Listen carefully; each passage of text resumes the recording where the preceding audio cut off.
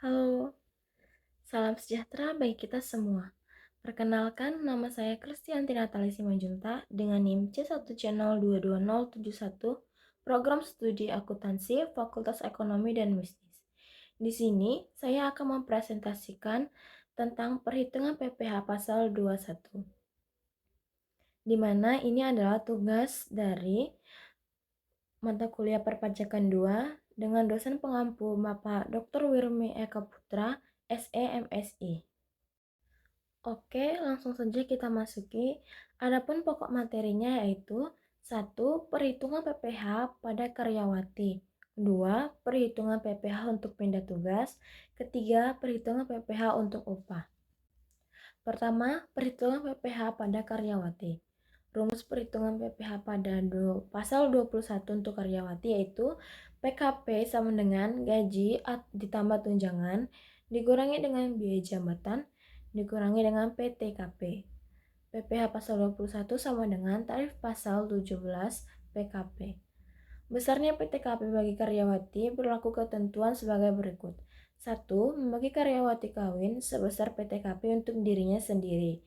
2. Bagi karyawati tidak kawin sebesar PTKP untuk dirinya sendiri ditambah PTKP untuk keluarga yang menjadi tanggungan sepenuhnya. Contohnya, Tanti Agustin adalah seorang karyawati dengan status menikah tanpa anak, bekerja pada PT Dharma Utama dengan gaji per bulan sebesar 8.500.000. Tanti Agustin membayar iuran pensiun ke dana pensiun yang pendiriannya telah disahkan Menteri Keuangan sebesar 50.000 per bulan. Berdasarkan surat keterangan dari pemerintah daerah atau Pemda, tempat Tanti Agustin berdomisili yang diserahkan kepada pemberi kerja. Diketahui bahwa suaminya tidak memiliki penghasilan apapun pada bulan Juli 2016.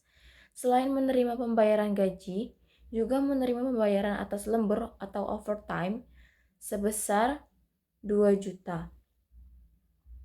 Penghitungan PPh pasal 21 bulan Juli 2016 adalah sebagai berikut. Gaji per bulannya 8.500.000, lemburnya 2 juta, penghasilan bruto itu jadi hasil penghasilan brutonya 10.500.000 dengan pengurangan biaya jabatan 5% dikali 10.500.000 sama dengan 500. Iuran pensiunnya 50.000 sehingga penghasilan neto per bulannya yaitu 9.950. Dan penghasilan neto setahunnya yaitu 12 dikali dengan 9.950. Untuk penghasilan neto setahun yaitu 12 dikali dengan 9.950. Didapatlah hasil sebesar 119.400.000. PTKP-nya untuk WP sendiri yaitu sebesar 54 juta. Ditambah karena sudah menikah 4.500.000 sehingga 58.500. Penghasilan kena pajak setahunnya yaitu 60.900. PPh pasal 21 setahunnya itu 5% dikali dengan 50 juta sama dengan 2.500. 15% dikali dengan 10.900 yaitu 1.635.000. Jumlahnya 4.135.000. Untuk PPh pasal 21 per bulannya yaitu 4.135.000 dibagi dengan 12. Sehingga didapatlah PPh pasal 21 per bulannya sebesar 344.543 rupiah. Dengan catatan, biaya jabatan adalah sebesar 5% dikali dengan 10.500.000 sama dengan 525.000. Namun, yang dapat dikurangi setinggi-tingginya 500.000 rupiah apabila karyawati berstatus menikah dan suami memiliki NPWP, maka pajak untuk karyawati tersebut nihil atau 0. Selanjutnya, perhitungan PPh untuk karyawati pindah tugas. Rumus penghitungan PPh pasal 21 bagi pegawai tetap yaitu PKP sama dengan penghasilan neto dikurangi PTKP. Contohnya, Ronald adalah pegawai PT terus naik di Jambi. Ronald belum menikah. Pada 1 Juni 2019, Ronald dipindah tugaskan ke kantor cabang di Palembang. Gaji Ronald sebesar 8 juta. Selama bekerja di kantor cabang Palembang, gaji Ronald adalah 10 juta. Selama bekerja di PT terus naik, Ronald hanya menerima penghasilan berupa gaji saja. Maka, perhitungan PPh dari soal di atas, yaitu kantor pusat di Jambi dengan gaji 8 juta dikalikan 5. Pengurangannya, biaya jabatan 5% dikali dengan 40 juta. Itu didapat dari gaji 5 dikali 8 juta, sehingga didapatlah 40 juta. Kemudian 5% dikali 40 juta itu 2 juta. Sehingga 40 juta dikurangi dengan 2 juta, didapatlah penghasilan neto selama 5 bulannya 38 juta. Kemudian untuk penghasilan neto selama setahun yaitu 12 dibagi 5 dikali dengan 38 juta. Dapatlah hasil dengan 92.200.000. Untuk PTKP-nya, untuk WP sendiri itu 54 juta. Penghasilan kena pajak setahunnya itu 37.200.000. PPh pasal 21 terhutang setahunnya itu 5% dikali 37.200.000 itu didapat hasil 1.860.000. PPh pasal 21 terhutang masa Januari sampai dengan Mei itu 5 dibagi 12 dikali dengan 1.860.000. Sehingga didapatlah hasil 775.000. Untuk PPh pasal 21 yang sudah dipotong itu 775.000. Kemudian untuk kantor cabang Palembang dengan gaji 10 juta. Maka pengurangannya biaya jabatan 5% dikali dengan 10 juta sama dengan 500.000 rupiah. Kemudian dikurangi dengan penghasilan, kemudian dikurangi dengan gaji hasil sebelumnya, sehingga didapatlah penghasilan neto sebelumnya itu 9 juta 500. Itu didapat dari 10 juta dikurangi dengan 500. Penghasilan neto Juninya itu Juni sampai Desember itu 9.500.000 dikali dengan 7. Maka hasilnya itu 66.500.000. Kenapa dikali 7? Karena terhitung dari bulan Juni sampai Desember, maka dikalikan 7. Kemudian penghasilan neto Januari sampai Mei itu 38 juta. Penghasilan neto setahunnya yaitu 104.500.000. Untuk PTKP-nya, untuk WP pribadi itu 54 juta. Penghasilan kena pajaknya 50.500.000. Untuk PPh pasal 21 dalam setahun itu ada 5% dikali dengan 50 juta, sehingga didapatlah hasil dengan 2.500.000. 15% dikali dengan 500 didapatlah hasil 75.000. PPh pasal 21 setahun